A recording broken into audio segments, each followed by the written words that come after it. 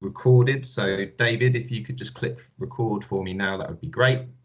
And if you have any questions at this point, or at any point throughout the webinar, please do use the chat box, and David, my colleague, will keep an eye on those. We'll try and answer those throughout the course of the webinar. However, there will be an opportunity at the end to ask some questions. And of course, we are available for one-to-one support if need be.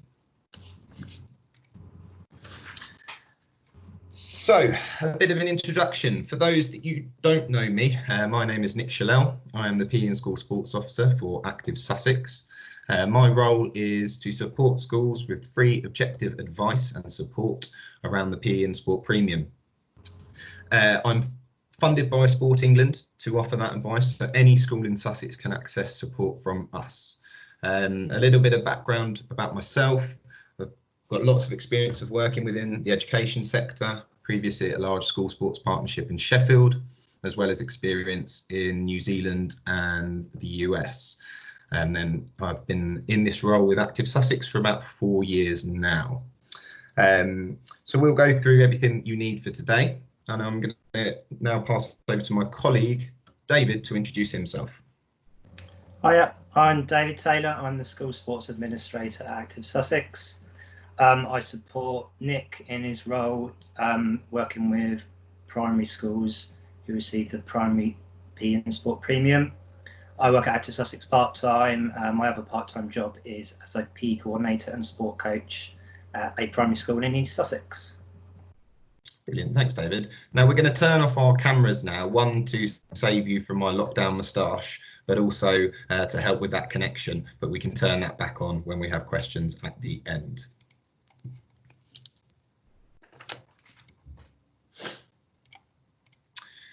Okay, so here are our learning objectives for today's webinar. Now, this previously was a 2.5-hour workshop that some of you may have accessed in the past. However, due to the current circumstances, we've collated that into a 1-hour webinar. There's lots of information going to be shared, but as I say, it is recorded so you can refer back to it as and when. And hopefully by the end of this workshop, you'll have all the information and tools you need to not only report effectively on the PE and Sport Premium and meet those grant conditions, but also giving you those strategies for the monitoring and evaluation to maximise the impact of the PE and Sport Premium in regards to whole school outcomes. Usually we would have put this on much earlier, but we were waiting for the DfE announcement, which came out a couple of weeks ago. So we do apologise, but hopefully this still gives you enough time to get your reports up onto your websites for that deadline of the 31st. So just quickly, I know some of you will have been in school today, and those of you who've been in my workshops before will know I like to start with an energizer and get that brain working a little bit better. So I'm just going to ask you to take a little step back from your computer, and I'm just going to get you to stand up and stretch really high to the ceiling. And this is just a really slow breathing exercise. You're going to slowly bring your arms down, breathing out all the way and touch the ground. Then we're going to go back up again, stretching up high as you can, and then nice and slowly focusing on that breathing down to the floor. And then one last time, big stretch, really get those arms out wide, breathing out and touch the floor. Right, now, as I say, I usually like to start something with a bit more of a pulse raiser to get us going, but I thought I'd be gentle with you all today. So, first things first, as you will have seen recently, whether that was in the news or from an email from myself, the PE and Sport Premium has been confirmed for 2021. A little bit late in the day, but the good thing is it has been confirmed. Now, before we celebrate too much, I think it's a really good opportunity to think about what impact would it have had if it had been removed, and what in your provision was not sustainable and was dependent on the use of that funding. If you feel that you weren't going to be in a good position, then it's a real opportunity for you to reevaluate your provision and align with your whole school development plan. The impact of COVID-19 has been difficult for everyone, and none more so than schools and children and young people. And PE, school sport and physical activity, is going to have an absolutely key role in pupils' recovery and hopefully part of their catch-up curriculum. We've got a real opportunity now to fully review your curriculum, look at aligning it to your school development plan and implementing a whole school approach that will lead to long-term sustainable change and impact. And we really want to be focusing around every child achieving that active 60 minutes every day on average across a week. I know there's going to be a lot of pressure on schools for educational loss and catch up, but the health and well-being of your pupils is key. And we really hope you use this as an opportunity to prioritise their health and well-being upon the return. And just on the point of PE school sport and physical activity, we know it's a powerful tool, and we actually know from YST research that 63% of parents, when choosing a school, want to know how the school is prioritising pupil health and well-being. So it is really important, not just academically, but also for that reputation within the community and with your families. And this is the last final point on this. I heard a great quote in a blog on the Youth Sport Trust website from a head teacher who said, if the school burnt down, we wouldn't build it back up the same way. We'd look to build it back better and improved. And I think this can be said with your PE, school sport and physical activity provision. It may well be that you feel you're in a great place and you've had real successes, but really evaluate that and ensure that you're looking at a whole school approach and that strategic improvement. So on average, since 2013-14, when the PE and Sport Premium first came in, on average, schools have received £100,000 of ring-fence funding, which I don't need to tell you, at a time that's been very difficult financially for schools, this has been a really big investment. And alongside with the school games programme and various other children and young people programmes, there's actually more funding going into PE, sport and physical activity for our children and young people than ever before. Despite that investment, we have had limited impact on children and young people's activity levels, obesity, and there are still rising mental health issues. And I know schools can often be seen as the silver bullet for all of societal ills, which isn't true. You know, we know that the long-term sustainable impact and change, it takes the active engagement of schools, the key partner, but also the community, organisations, families and individuals. Guys, I think just hear some sound interference. If you're just joining, if you wouldn't mind just muting your microphone, that would be great. Thank you. So just on that, I just want you to spend a couple of minutes having a look at these questions and reflecting on the PE and Sport Premium at your school over the last few years. You don't have to do anything, but you might want to scribble a few answers if you've got a notepad to hand.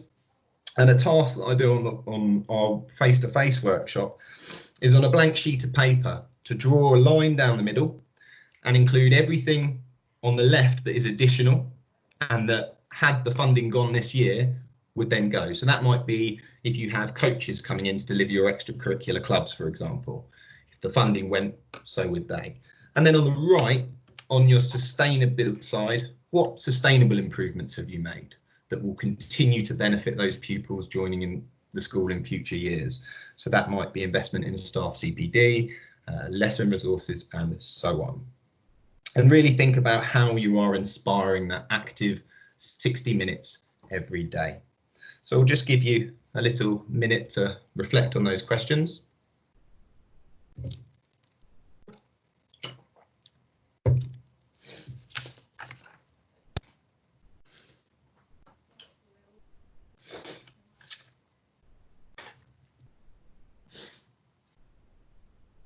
And I think just at this point, we all know that the PE and Sport Premium has had a significant impact, and I'm sure there's been some absolutely fantastic uses of it at your school and the impact to your staff and pupils. But we really want to focus on that sustainable sustainability. You know, the funding won't be around forever, and I think the late call on it this year was a bit of a warning sign for just in case it doesn't get extended beyond 2021. So, as we say, a couple of details around the confirmation. So it was confirmed by DfE the other weekend, and I think it's a really important point here. The 1920 website reporting conditions remain the same, and hence why you've joined this workshop. And it's a real opportunity for you to showcase the impact the funding is having. I think what's great about this funding is that it gives your school the funding to make a decision for the best of your staff and your pupils.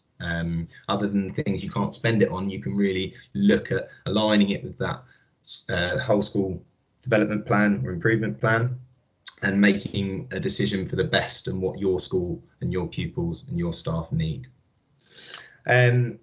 Just another point to make, it is academic year reporting. I get asked that a lot. So it is, you're reporting on the academic year, not the financial. There was some updated guidance around spending and reporting, which we will cover, such as the Year 6 swimming.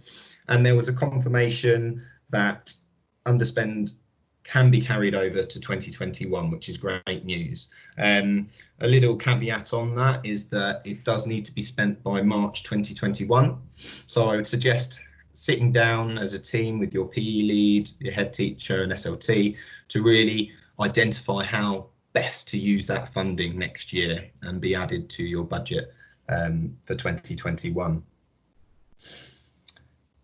And I think, again, really good opportunity to reevaluate and look at what areas are most in need. What does your school need and what do your pupils need? And taking time to review that will help you maximise the impact of the funding and use it much more effectively. So in terms of reporting for this year, as we see there, the reporting deadline is 31st of July or the end of term. So you still have a little bit of time to get yours up. Hopefully you've already made a start on it and it's not coming to it new, but even if you are coming to it new, you certainly have enough time to get that done. The reporting template is available on our website and we will cover it in the presentation today, and it will be sent out as part of the follow-up email with the handouts and presentation. There was an increased emphasis, as we say, at the Ofsted, and this is great news and an exciting opportunity for us to develop PE school sport and physical activity. The new framework obviously lends itself to that holistic development of the children and really looks at your offer beyond the academic, technical and vocational.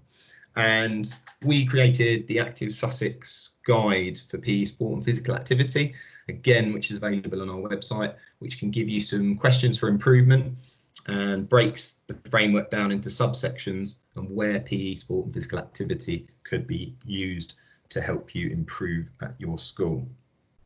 Lots more signposting and resources. There's loads of information and resources on our website, such as case studies, FAQ documents, a variety of different things. So do take some time to have a look at that, and certainly if you are the head teacher or school business manager, I'd strongly recommend you encouraging your PE lead to have a look at that as well.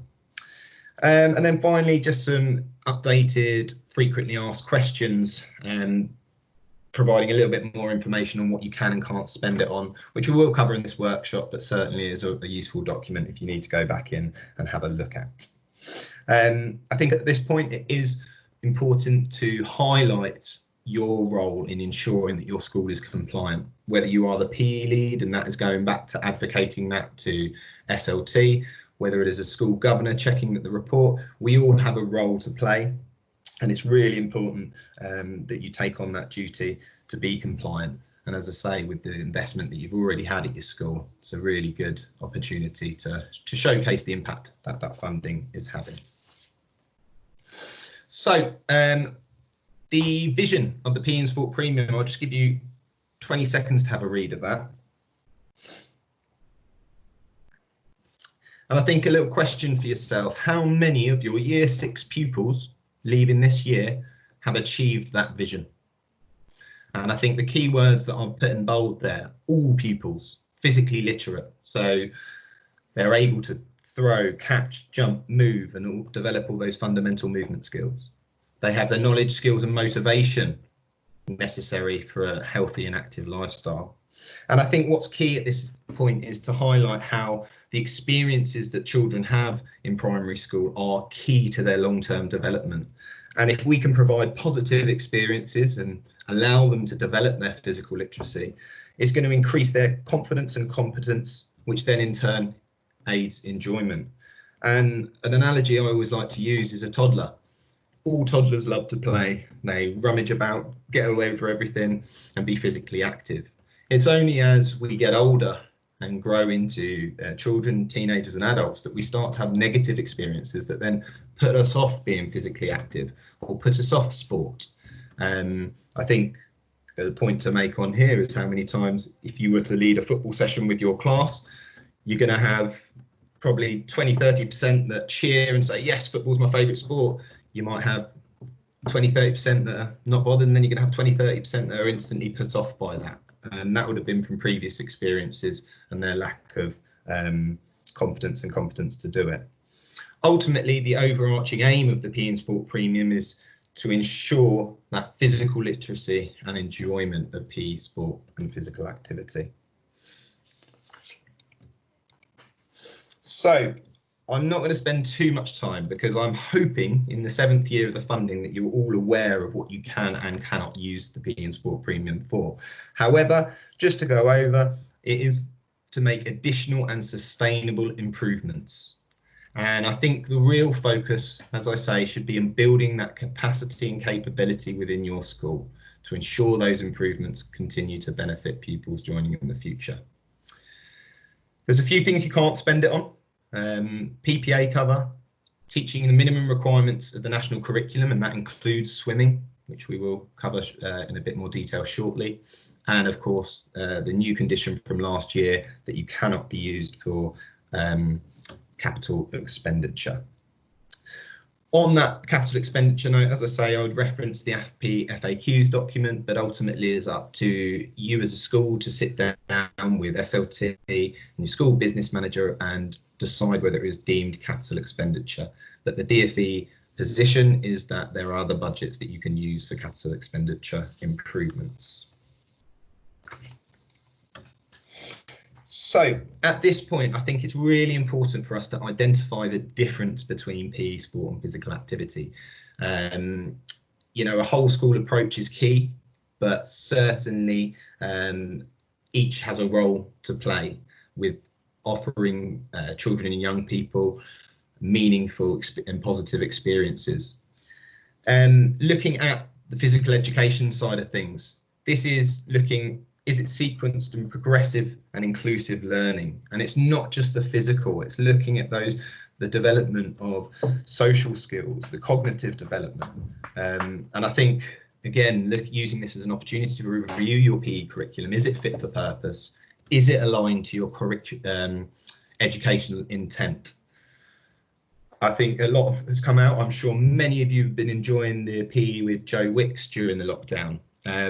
But ultimately, that on its own is not physical education. That could be used as part of your physical education delivery, but certainly is not physical education. It is more focused around physical activity and fitness. We're looking at, when you look at sport, so many of you might have sport within your PE curriculum. Now, you may do this, but sport, physical education should be the focus, and sport is a vehicle to then teach those skills. And then finally, that physical activity, it's a broad term, we know, but that can be really from anything from the start of the day, looking at your active travel plan and increasing physical activity throughout the school day. And I'd really encourage you to ultimately take the approach of sit less and move more. We know the academic benefits and the well-being benefits to pupils that are physically active and engaging in PE, school sport and physical activity. I think at this point, again, it's important to note that the focus should be on physical education. If you can ensure that your physical education delivery is high quality, that your staff are confident and competent to deliver that curriculum, and that it is fit for purpose and inclusive for all your pupils. By doing that, you're going to hopefully increase their positive experiences of that, and that will then lead to increased participation in school sport, because surprise, surprise, if children feel they can do something and experience success, it's going to make them want to do it more. And certainly by focusing on developing by focusing on your core development and that holistic development of the child, that will benefit them moving forwards. Last thing I'll mention on this is we are carrying out a Creating Active Schools framework pilot. So if you are a school that really wants to prioritise physical activity upon your return in September, please do get in touch and we can be able to advise and talk to you about the Creating Active Schools framework. So again, the key indicators. Hopefully you are all going to know these, but again, just a point I'd like to make, I've had lots of questions about this and seen it mentioned in a few webinars. You are only having to see improvement in at least one of these. You know, there will be crossover, but you do not have to see improvement in all 5. It should be broken down on your plan and your report. Ultimately, looking at that, just on that first one, you know, there is a requirement for schools to provide at least 30 of the active 60 minutes a day in school. And really, if we want to have long-term sustainable change, we need to be influencing physical activity in the community and at home. And I think that's one of the real positive things to come out from COVID-19 is some of the brilliant things I've seen schools doing to continue to keep your pupils and your families engaged and active. In terms of raising the profile, I think, you know, really look at this, at how you can use it as a tool for whole school improvement. We will cover later some of those benefits, but really have a look at those key indicators, and there's some more information on our website and the DfE website. So our key information. The information will likely stay the same for next year. However, there will be some updated guidance. Usually it's October half term, but around October, November time for 2021. But it's likely to be the same. Again, it will be that base rate of 16,000 plus £10 per pupil. So unless you've had a huge increase or decrease in pupils on your roll, you will have around the same amount. And as you can see there, you get 7/12 of the funding around October, November time, and your last instalment around April, May.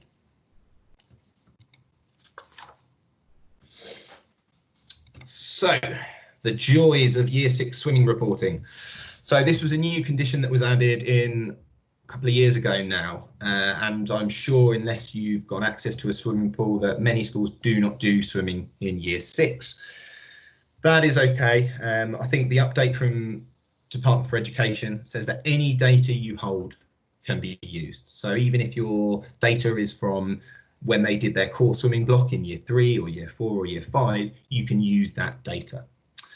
All you have to do is just include a little line or a star just highlighting that it was taken from there, and that perhaps your additional top-up swimming that you were planning or your assessment for all Year 6 pupils was unable to take place due to COVID. And finally, if there isn't any data, you can state that on your report, and you will not be held to account by DfE for this. They are very appreciative of the stresses and the challenges of the last few months, and certainly will not be pressuring schools to do that. However, if you do not have that data, I would strongly recommend making sure that it is a priority for next year. So on to our swimming reporting. So there's loads of support there to help schools with this, and I think I wanted to spend a little bit of time on this, because just to highlight, you cannot use your PE and Sport Premium for that core delivery of your swimming. So whenever that block is, whether that's Year 3, Year 4, Year 5, you cannot use it for that. However, anything on top of that core swimming provision, it can be classed as additional, and that's when you can use your PE and Sport Premium. And I think the point to make here is that we're Sussex by the sea, and that it's a key life skill. So if you wanted to ensure that all your pupils were getting additional swimming, you can do that and highlight that in your intent on your report, and highlight that actually you don't want all your pupils to meet the minimum requirements, you want to exceed them. The second highest cause of accidental death in children and young people. And so it's a real key issue. And I think, you know, in other countries such as Scandinavian countries, the minimum requirement is 200 meters. So something to think about. And as I say, there's lots of support for you out there. The school swimming and water safety charter is fairly cheap. I think it's around £75 to £100, and you get lots of resources around that. We've got our Active Sussex Swimming FAQs document, which David created. And there's also some training you can access. So if you wanted to improve the quality of your swimming provision, you could send a member of staff on the course so that they are equipped to then support the delivery of school swimming and increase that pupil progression and attainment within their school swimming lessons. And where I'd see that working is, I know many of you might use a local leisure provider for your swimming provision, but that member of staff could then work alongside the coach, and obviously that's going to improve the experience of your pupils within that water and hopefully lead to more achieving those minimum requirements by the end of your core block. And if at the end of your core block only a small percentage are meeting those minimum requirements, it might indicate that you might need to address that issue. And then finally, there's also some additional resources. So the water safety from home resources might be a really good one to promote to families and parents just before they break out for the summer holidays.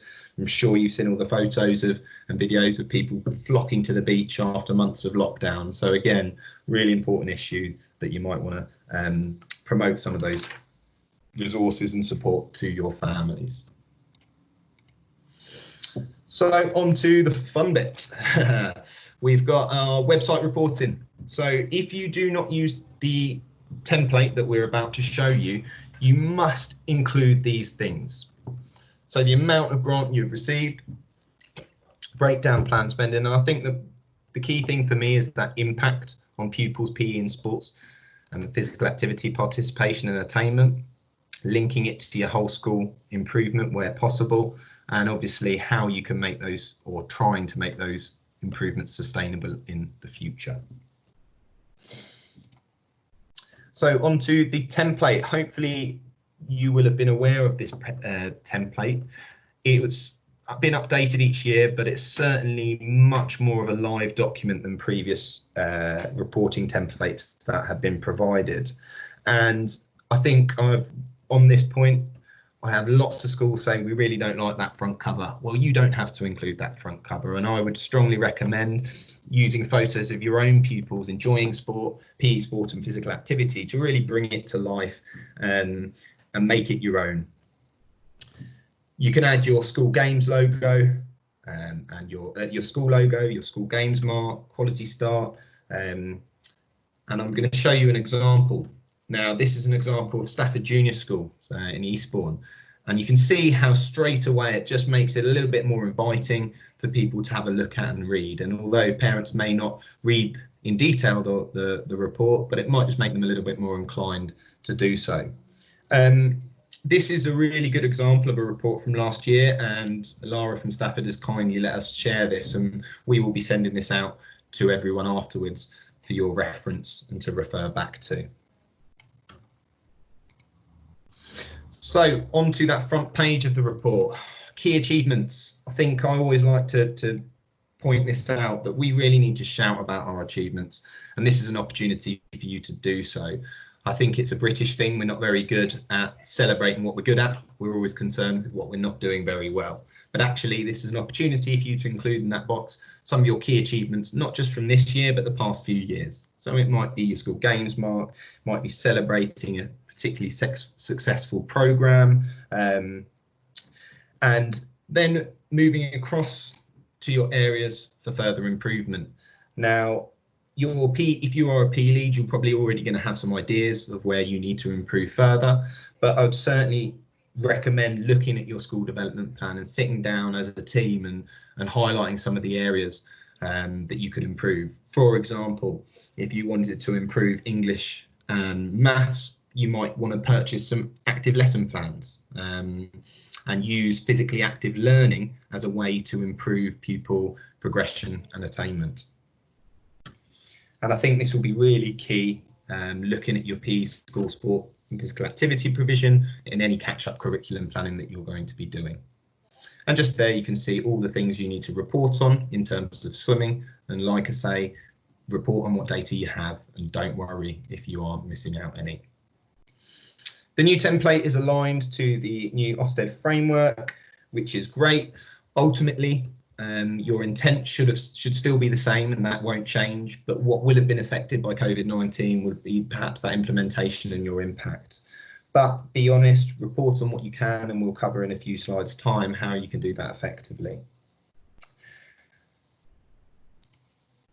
And then finally there, your sustainability and suggested next steps. Not everything is going to be sustainable, but we do want to see you considering that and how those improvements might be made.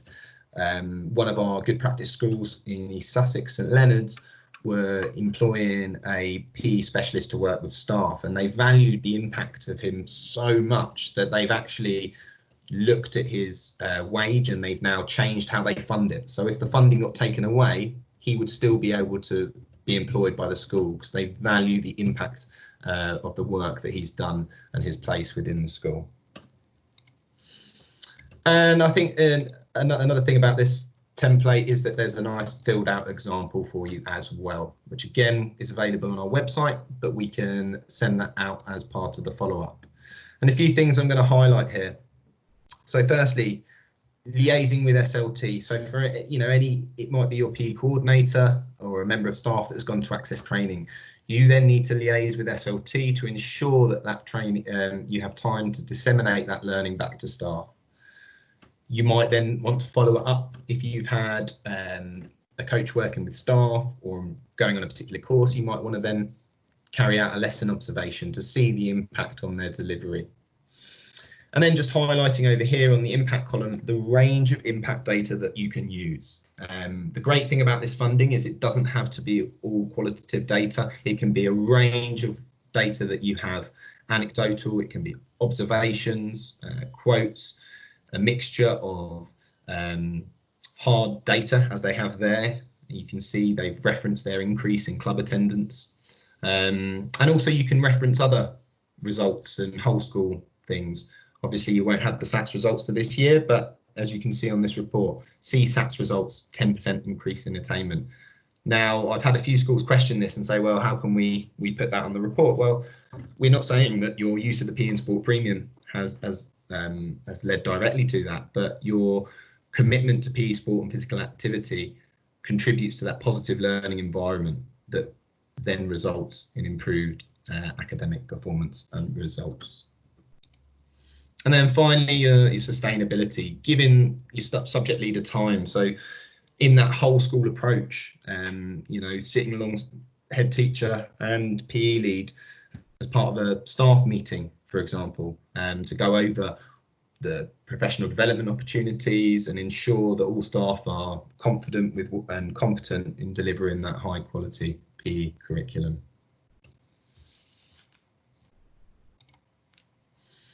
So onto our COVID-19 reporting.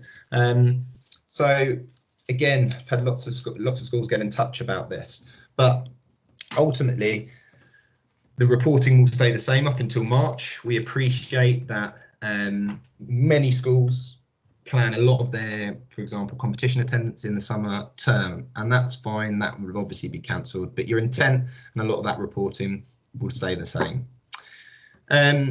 Detail what has been impacted by COVID-19. You can do this either, one school I worked with last week showed me that they just highlighted what had been cancelled from COVID-19 in yellow, and then just a little line underneath about their plans for next year and how that would change.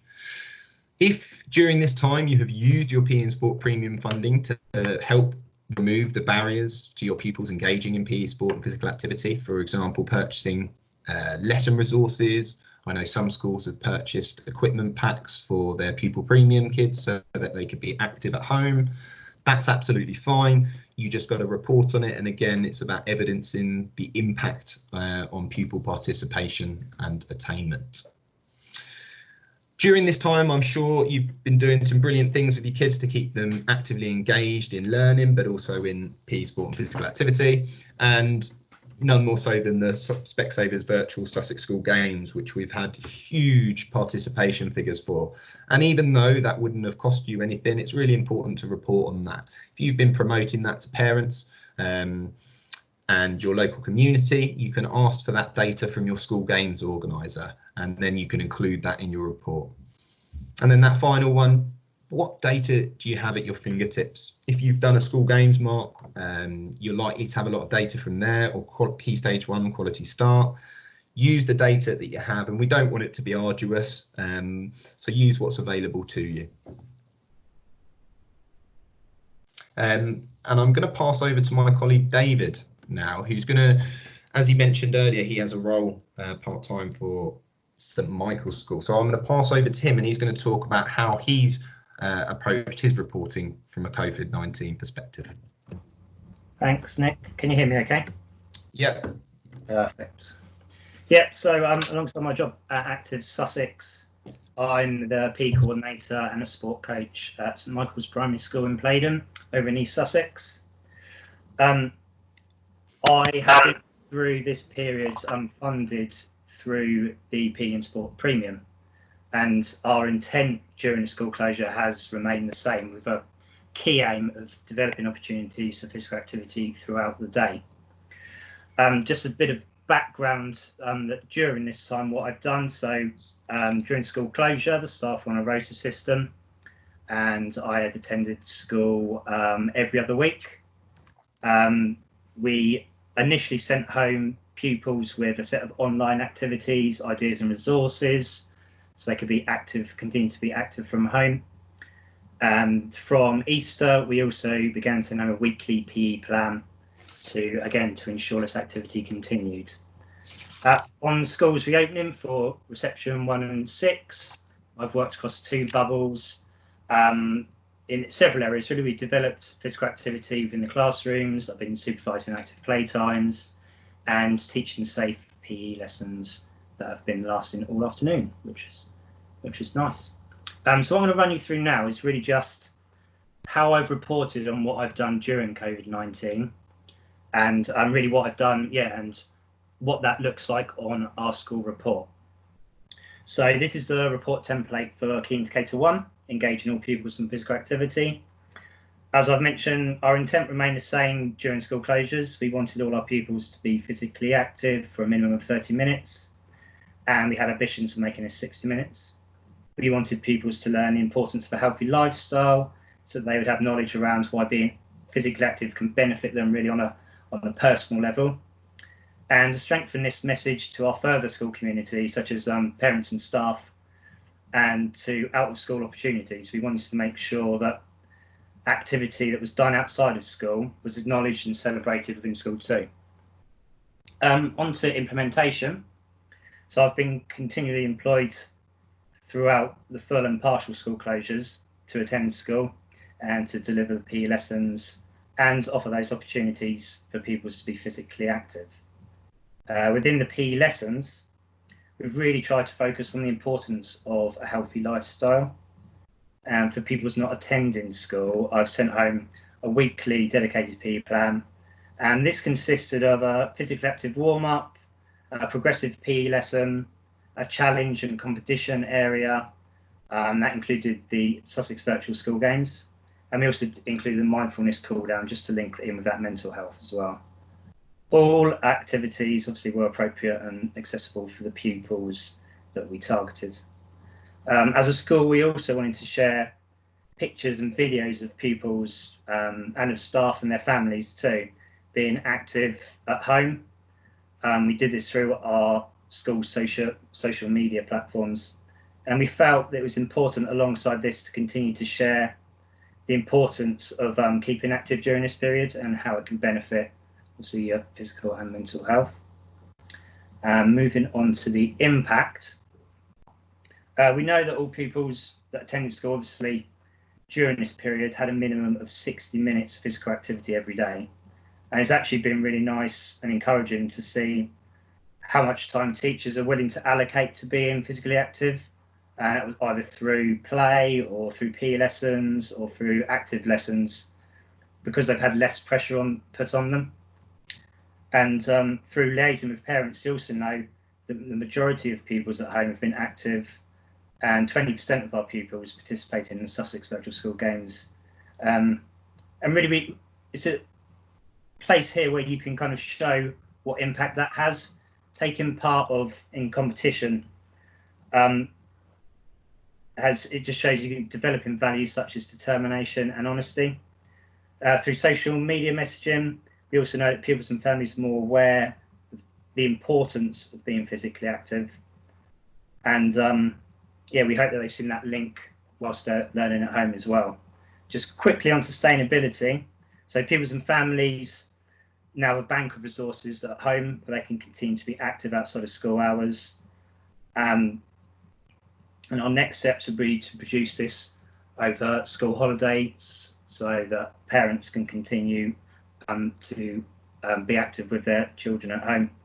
And that could look like something, just sharing the opportunities we've had at school, or even local holiday clubs, or promoting local walks or cycle routes to try as well.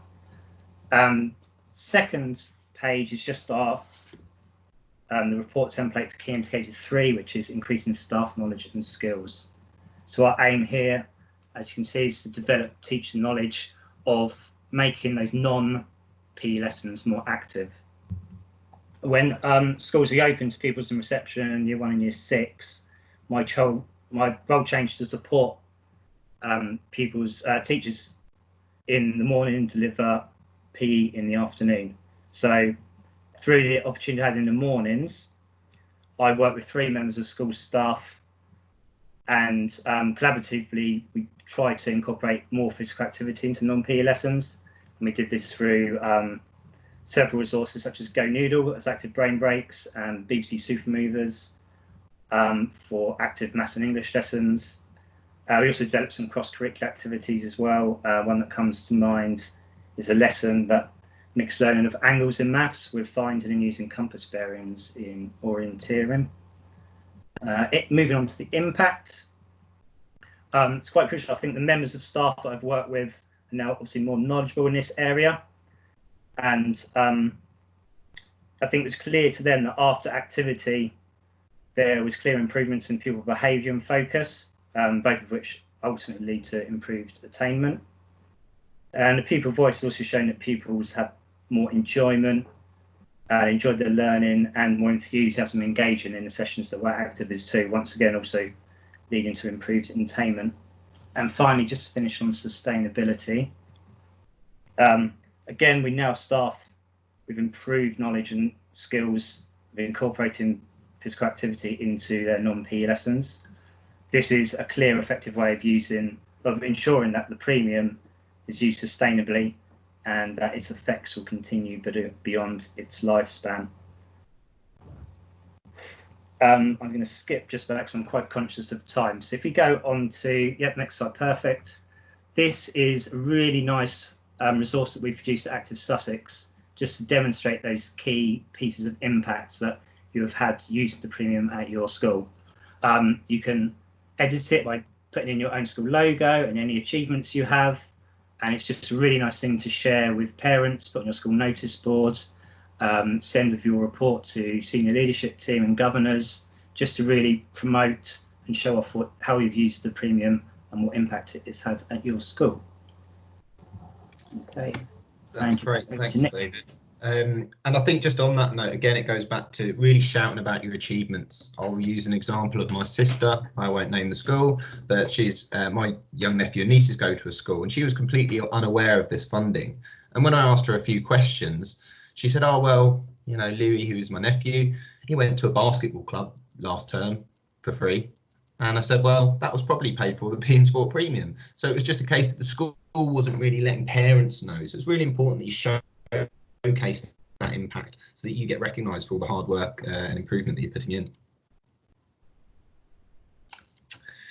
So, conscious guys, so I'm going to speed through these a little bit, but I do apologise. And as I say, you'll have the slides and recording to refer back to. The impact of COVID-19, it's been an extremely difficult time for everyone, as I said earlier, none more so than those working in schools and for children and young people. And what we've seen is a severe decrease in physical activity levels. And as you can see down at the bottom there, worryingly, 1 in 14, so 7%, said they did absolutely no physical activity in lockdown. And actually, I think we can use this as an opportunity. One of the bits that came out from this research from Sport England was that children and young people cited school closures as one of the main barriers for them to be physically active. And I thought that was really interesting. And you know, how can you build on the data from this and prioritise that health and well-being of your pupils when they return? We know the benefits that you will get from them being physically active, but it's also looking to tackle some of those potential mental health issues that may have arisen from COVID-19, such as anxiety and isolation. And we really feel that PE school sport and physical activity is going to play a key role in pupil recovery and your catch-up curriculum planning. And again, thinking about how you influence activity at home. You can have the most physically active school and have the best provision of PE sport and physical activity. However, you only have them for 6 hours a day at school. And for you to have that long-term sustainable change, you really need to look at how you're influencing and engaging your community and home and families in physical activity. We've got some fantastic case studies from St Leonard's and Little Common around their family engagement programs that have had significant impact and secured excellent whole school outcomes. And I think the last point I'd just like to make is one positive of COVID-19 in my eyes is that actually it's probably led to an improved increased value of physical activity on people's mental health. It's amazing for the lockdown how many people wanting to get out because you were only allowed out once a day. You know, how can we build on those people that perhaps wouldn't have done that before? So opportunity. There you see him, Mr. Boris Johnson came out the other day and vowed to tackle obesity, which was great. We're hoping that the government follow through with that commitment. But I think it's an important thing to say, this is a real opportunity. This is something that we can seize to prioritise the health and well-being of pupils, and the stars and the funding are aligning for you to be able to do that. We've got the funding confirmed for next year. We know that the impact on physical and mental well-being that COVID has had on your pupils. We've got the Ofsted framework, the updated school sport and physical activity action plan, which will now likely be released in the new year, but that will be a commitment from the government and how delivery will look over the next 5 years. We've got the Healthy Schools rating scheme, as you're all aware, the new compulsory health and relationships curriculum, which looks specifically at mental health and its relationship with physical activity. And obviously down there was the first time the government has published a children and young people's mental health paper. So all of these things really are giving you everything that you need to try and prioritise and have that long-term sustainable impact and change. And moving on, you know, we know the benefits that physical activity have, and this is the movement of life there. We won't have time to play the video in the workshop today, but it's a really good one to show to your staff, your pupils and your parents, and it puts some of the science in a nice, easy to watch video about why physical activity improves academic performance and attainment. And ultimately, we know happy, healthy students achieve more. We've developed a local case study with a school that's seen significant improvements in their SATs results from their focus on developing PE school sport and physical activity. And I think it's, again, advocating that whole school approach and utilising the power of PE school sport and physical activity to deliver whole school outcomes.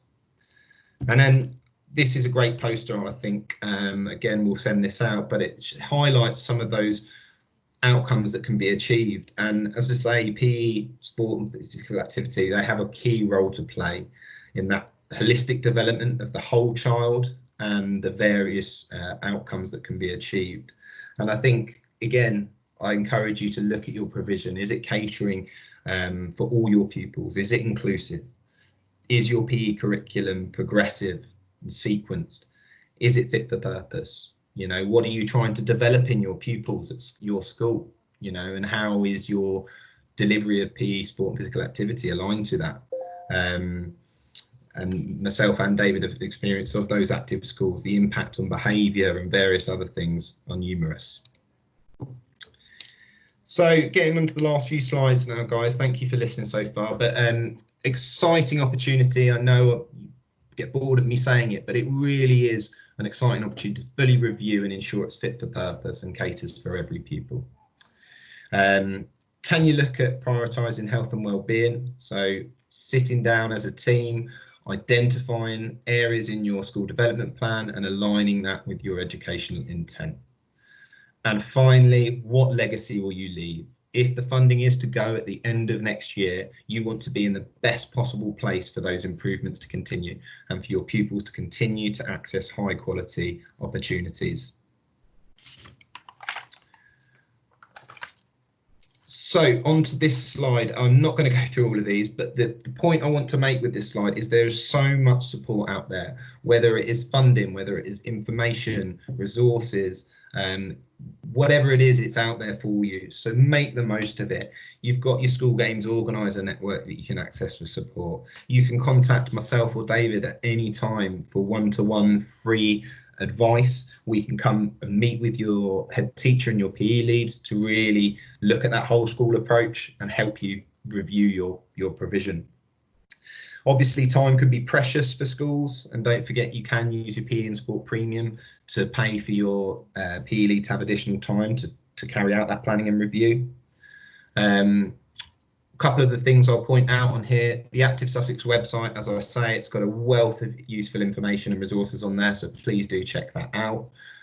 We have our education e-news, which if your PE lead or you as a head teacher haven't signed up to, we strongly recommend that. We put all important information and updates and opportunities for schools out there, and it's specifically for primary schools.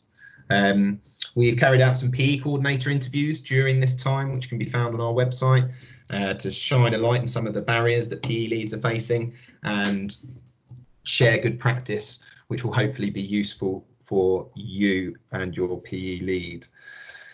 David, I'm not sure if you wanted to mention the Key Stage 1 and Key Stage 2 trackers at this point. Yeah, we developed 2 trackers at the start of the last academic year, or this academic year, that just help towards achieving your Key Stage 1, Key Stage 2 quality mark awards, either the school games mark for Key Stage 2 or quality start Key Stage 1. Schools have been using them for this year, and we're developing them and issuing some improvements at the moment to release them again at the very beginning of next year. So they are available if you want to have a look at them at the moment. Just contact either myself or Nick, and as I said, there will be updated versions leading into next year as well. Thank you, David. And I think it's a really important, you need to know which pupils are accessing your opportunities and tracking that and monitoring your inactive pupils and then planning effectively to ensure that you can engage them. So those trackers will be useful in that regard. Just a couple of the other things I want to highlight on there. AFP have released some COVID-19 guidance. I'm sure you're concerned with how people school sport and physical activity delivery will look like from September with the current guidance, and Youth Sport Trust and AFP have released some guidance around there which you can access through those links. And also AFP have got a really useful webinar on health and safety in terms of COVID-19. And just under there you can see the Sussex School Games Organiser Network have done some brilliant work over the last few months to continue to try and engage schools and children and young people. And they've actually developed a COVID-19 PE school sport and physical activity resources website, which is free for schools to access. So you just have to sign up and you'll get a wealth of resources. So a big thank you to the School Games organisers for that one. And then finally, we've talked a lot today about sustainability, and on there is the level 5 primary PE specialist, and that is the only degree level qualification available for primary school staff in PE. And this looks to develop sustainable excellence within PE. And as part of the course, you will develop a new PE policy, assessment framework, and so on. So certainly a really good use of the funding and something you may want to consider for next year. And then just down there is some active learning and brain breaks resources, mostly free, that you can access.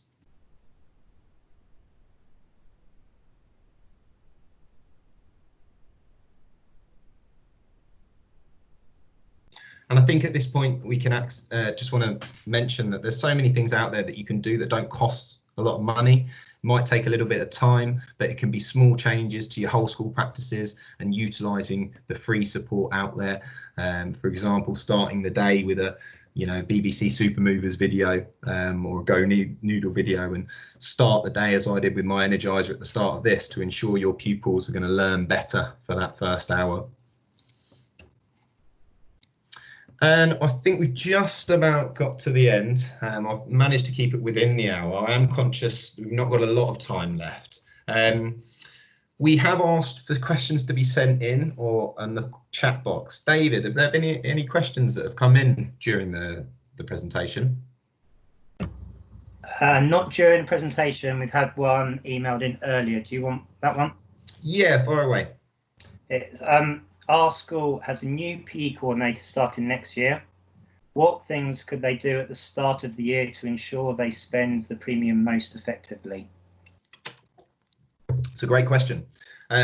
Firstly, I think first thing I would recommend is sitting down with SLT and carrying out a strategic review of your PE, school sport and physical activity provision. This will help you identify the strengths and the areas for improvement. And then you can look at discussing how can PE, sport and physical activity support your whole school development plan and the achievement of whole school outcomes. So David mentioned earlier about the sort of cross-curricular learning he's done. That's fantastic, but it may be that you want to use some of your PE and sport premium to buy, for example, Teach Active resources, which have a load of English and maths active resources that will improve attitudes and attainment to learning in those subjects. And I think then by carrying out that review, you're able to focus on the areas of greatest need, because remember, you're not going to be able to do it all at once. And once you set out that plan and those steps for implementation, making sure it is aligned to your intent, it then may be looking at carrying out an audit of your staff and your pupils to get their input on how they feel is the best way to move forwards. And I think certainly in terms of engaging your pupils, they really need to be part of that planning process and that pupil voice to see what activities they want to get involved with and what they enjoy. Then at that point, it's going to look at how you're going to monitor and evidence your impact throughout the year and reviewing it regularly. Obviously, termly would be ideal, one big term, but thinking how you're going to evidence that impact moving forwards. And on that question, if anyone does require any support, such as one-to-one support with myself or David, you can access that for free and no problem. Now, has anyone else got any questions? If you would like to unmute yourself, this is your opportunity to do so. We've had just one question coming on the chat, Nick. Yes. Can we use the funding for forest school training? Yeah, this is an interesting one. Yeah, I think you can, but again, I'd encourage you to carry out a review, identify whether it is a key priority, and make sure you're linking it to your PE curriculum, so it's the outdoor education. And if you wanted to provide a little bit of training around that, I know a lot of schools do, particularly in West Sussex, but it's just evidencing the impact of that of that improvement and how the forest schools links to your overall provision of PE, sport and physical activity. I hope that answers their question. Anyone else got any questions? If you don't want to unmute yourself, you're more than welcome to. Yeah, I've got one more on the chat. Brilliant. It says, this is clearly a working document. How often should it be updated on the school website? Brilliant question. So the report, when it has to go onto your school website, is the deadline at the end of the year. Now, best practice would be to put your plan up at the start of the year, and then you can just update it, once a big term with its impact and things. However, that is best practice. You may want to just keep it as a live working document and update it throughout the year on your own computer. What I would strongly recommend is doing that, because as you know, it will save you a job at this point, but it's not a requirement from the DfE for you to publish it until that deadline. I hope that clarifies that point for you. Any more questions, anyone? Yeah, from a COVID point of view, yeah, if obviously we're in classes and we've got we want to keep the children active, I'm a bit concerned about, you know, putting on a video and the breathing aspect, because they'll be slightly more you know, out of breath. They'll be pushing air into the, you know, obviously pushing particles around. If they're moving even on one spot. Yeah, and I appreciate there's going to be a lot of worries around that. I think what I would refer you to is looking at that risk assessment and taking steps to plan, because you might want to, you know, do that. But if it's socially distanced and you ensure, well, in a classroom it wouldn't be. So if you're doing those movement videos, if you're wanting to be active during the actual sessions, that's where I'm slightly more concerned about. Yeah, absolutely, and I can understand that risk. I think all I can say is, like I say, refer to that risk assessment and your hygiene protocols. If you are ensuring that your pupils have washed their hands and that there's a, you know, clean up after any activity, then you're minimising that risk significantly. But I do, you know, understand the concern about that. But it may be looking at that particularly the first term back or first half term, you know, trying to utilise your outdoor space if the weather allows, just to, you know, reduce that risk further. But certainly carry out a solid risk assessment. If you go onto the FP website, you can access their webinar and their risk assessment document, which will be really useful. And I think if it is something that you as a school don't feel comfortable doing, then certainly I'm not going to tell you otherwise. Well, it's just interesting with the comparison to music and the air particles outside. We're not allowed to do that in a classroom with more than 15. So in terms of that extra air expiration, or however you say it, that is a greater risk, I would have thought, in a classroom situation. Yeah, and I guess what I would go back to is it depends on what type of activity, because it may be a, you know, if you're going to do a Joe Wicks or a really intensive blast of activity, but if you did a Cosmic Kids, you know, a yoga exercise, there's going to be less heavy breathing. So it's about, it can also be the type of activity video that you choose. But it is, you know, a difficult, and it's an emerging area. Like I say, you know, the SGOs have put together that really useful resource website, so there might be some stuff on there. But no, I appreciate your concern, and all I would say is have a look at that and consider that as part of your planning. Yeah. It might be for that first term that you say, actually, let's just focus on a few sort of key areas. type of stuff. Yeah, you know, and then look to build it back in. Because, and also with the whole we're signed up to do as much physical activity as possible, and knowing when we can actually play games with other schools, or even with another key stage or another year group, is slightly concerning for us in terms of keeping up being active. Absolutely, and you know, your concerns, you're not alone in that. What you can do is, we hope that over the summer, you know, there will be updated guidance around that. And as I say, there are lots of resources that you can do and adapt to the current circumstances. It does take planning, and it does take a little time to really think. But I think, you know, if we look at the virtual school games, for example, the success has been its inclusivity, and it's easy for people to do. And so maybe it's a case of us thinking, and I know school games organisers are already planning ahead for this, and it might not be sports competitions quite as we know it for the first term or 2 terms, but it will be some form of competitive sport for them to engage. And I think we just have to adapt to the circumstances and do the best you can. And have you been given any advice in terms of actual clubs? So we often run, obviously, football club for Key Stage 2, and different types of clubs. But obviously that's then crossing bubbles all over places for year groups. So have you been given anything additional that we haven't been given about how we can run that in September?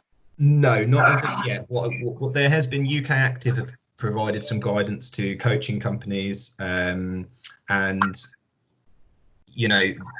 some of those requirements. And I think if you are wanting to continue with that, again, it's that planning process. It's looking at that risk assessment. So, for example, if you have a coach coming in, you can still have a coach come in and run a session for 15 kids. Admittedly, you're not going to have cross bubbles, so it might be just for in their bubble, the access through there and not sharing equipment and things like that. So you certainly can plan, but it will be dependent on your whole school policy on that front. So you would have to sit down and identify what your requirements are. And I know the DfE are keen for schools to get back and so on. So we're hoping that there will be more guidance for schools released, if not before September, but around the start of the year. But if we know DfE, we might be waiting a little bit longer for that. Thank you. Brilliant, thank you. Has anyone else got any questions before we finish? I am conscious we've run a little bit over, so I do apologise. No, the old tumbleweed. Brilliant. Okay, so we will leave it there, everyone. Thank you so much for your time this afternoon. Please do take the time to get your plan up and really shout about those achievements, because it really does give us an opportunity to strengthen that evidence base for continued investment. So thank you for listening, and if you need any support at all, please get in contact. Thank you. Bye.